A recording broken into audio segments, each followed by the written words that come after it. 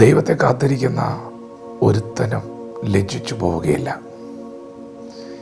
നീയല്ലാതൊരു ദൈവം തന്നെ കാത്തിരിക്കുന്നവർക്ക് വേണ്ടി പ്രവർത്തിക്കുന്നത് ഒരു കണ്ണ് കണ്ടിട്ടില്ല, ചെവി കേട്ടിട്ടില്ല, ഒരു മനുഷ്യൻ്റെ ഹൃദയത്തിൽ തോന്നിയിട്ടില്ല. പ്രിയപ്പെട്ടവരെ, നിങ്ങൾ കാത്തിരിക്കുന്നത് യഹോവയാണോ? യഹോവ ജീവനുള്ള ദൈവമാണ്.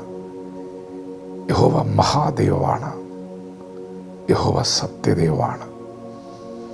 ദൈവപുത്രനായ യേശുക്രിസ്തുവിൻ്റെ നാമത്തിൽ നിങ്ങൾ പിതാവാം ദൈവത്തോട് അപേക്ഷിക്കുന്നതൊക്കെയും പിതാവ് നിങ്ങൾക്ക് ചെയ്തു തരും. നിങ്ങളുടെ കാത്തിരിപ്പ് വെറുതെ ആകയില്ല. നിങ്ങളുടെ പ്രാർത്ഥന പരാജയപ്പെടുകയില്ല. നിശ്ചയമായും ദൈവം നിങ്ങളെ മാനിക്കും. നിങ്ങൾ അനുഗ്രഹിക്കപ്പെടും. അബ്രഹാം കാത്തിരിക്കുകയാണ്. കാത്തിരിക്കുവാൻ നല്ല ക്ഷമ ആവശ്യമാണ്. കാത്തിരിക്കുവാൻ വിശ്വാസം ആവശ്യമാണ്. അബ്രഹാം ഒരു ഭാഗത്ത് വിശ്വാസത്തിൽ ശക്തിപ്പെടുമ്പോൾ, ദൈവം പ്രവർത്തിക്കുമെന്ന് പറയുമ്പോൾ, മറുഭാഗത്ത് അബ്രഹാം വളരെ ക്ഷീണിതനാണ്. അബ്രഹാം ഇപ്പോൾ വാർദ്ധക്യത്തിലാണ്. 100 വയസ്സുണ്ട്. ആ 100 വയസ്സിൽ അബ്രഹാം പറഞ്ഞത് എന്താണെന്നറിയാമോ? തനിക്ക് 100 വയസ്സുള്ളവനായി തൻ്റെ ശരീരത്തിൻ്റെ നിർജീവത്വം താൻ ഗ്രഹിച്ചിട്ടും വിശ്വാസത്തിൽ ക്ഷീണിച്ചില്ല. തൻ്റെ ശരീരത്തിൻ്റെ ക്ഷീണം താൻ അറിയുന്നുണ്ട്. ഒരു ഭാഗത്ത് അവന് ക്ഷീണിതനാ, എന്നാൽ മറുഭാഗത്ത് അവൻ വിശ്വാസത്തിൽ ശക്തിപ്പെടുകയാണ്. ഇന്ന് പകൽ ഈ വചനം നിങ്ങൾ കേട്ടുകൊണ്ടിരിക്കുമ്പോൾ നിങ്ങളുടെ ജീവിതം ഇങ്ങനെ തന്നെയല്ലേ? ഒരു ഭാഗത്ത് നിങ്ങൾ ശരീരത്തിൽ തകർക്കപ്പെട്ടിരിക്കുക, നിങ്ങളുടെ മനസ്സിന് മുറിവേറ്റിരിക്കുക, വരണ്ട അനുഭവത്തിൽ ശൂന്യതകളുടെ നടുവിലൂടെ നിങ്ങൾ കടന്നു പോകുമ്പോഴും മറുഭാഗത്ത് ദൈവം പ്രവർത്തിക്കും.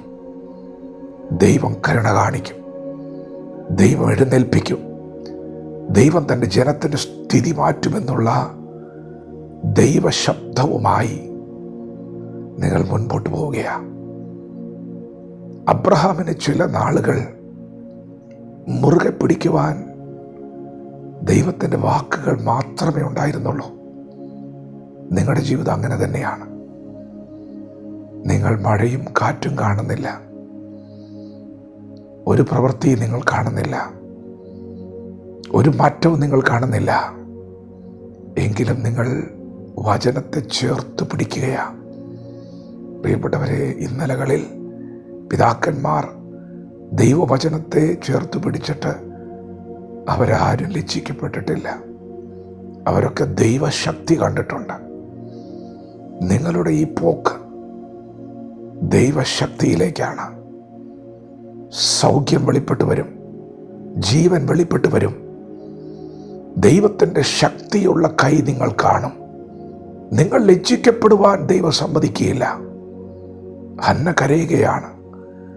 ദീർഘവർഷങ്ങൾ കരഞ്ഞു.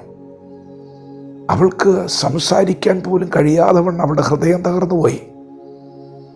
അതൊരു കാലഘട്ടമാണ്.